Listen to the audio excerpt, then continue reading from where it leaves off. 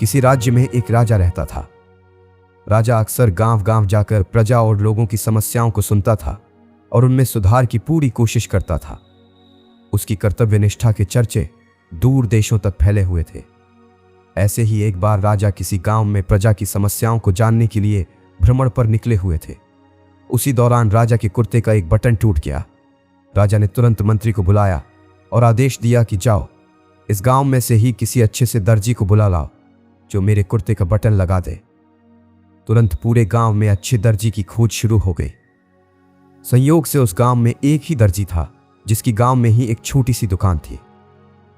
दर्जी को राजा के पास लाया गया। राजा ने कहा, मेरे कुर्ते का बटन सील सकते हो? दर्जी ने कहा, जी हुजूर, ये कौन सा मुश्किल काम है।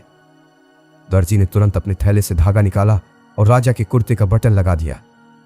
राजा ने खुश होकर दर्जी से कहा, बताओ तुम्हें इस काम के कितने पैसे दूं? दर्जी ने कहा, महाराज, ये तो बहुत ही छोटा सा काम था, इसके मैं आपसे पैसे नहीं ले सकता। राजा ने फिर कहा, नहीं तुम मांगो तो सही, हम तुम्हें इस काम की कीमत जरूर देंगे। दर्जी ने सोचा कि बटन तो राजा के पास था ही, मैंने तो बस धागा लगाया है, मैं राजा से इस काम के 2 रुपए मांग लेता हूं। फिर से दर्जी ने मन में सोचा कि मैं राजा से अगर 2 रुपए मांगूंगा तो राजा सोचेगा कि इतने से काम के इतने सारे पैसे मांग रहा है।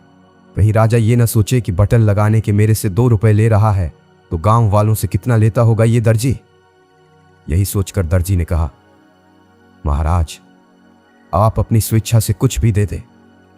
अब राजा को भी अपनी हैसियत के हिसाब से देना था ताकि समाज में उसका रुतबा छोटा ना हो जाए। यही सोचकर राजा ने दर्जी को 2 गांव देने का आदेश दे दिया।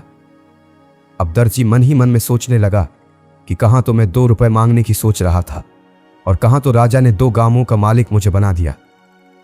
दोस्तों, हम लोग भी उस दर्जी के समान अपनी क्षमता से सोचते हैं और भगवान से कुछ न कुछ अपनी हैसियत से मांगते हैं, लेकिन क्या पता ईश्वर हमको उनकी देने की क्षमता के अनुसार कुछ अच्छा और बड़ा देना चाहता हो।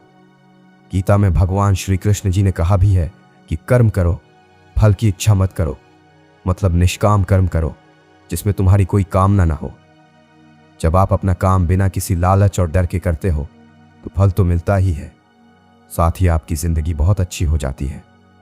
तो दोस्तों, हम आशा करते हैं इस कहानी से आपको जरूर कुछ सीखने को मिला होगा। धन्यवाद।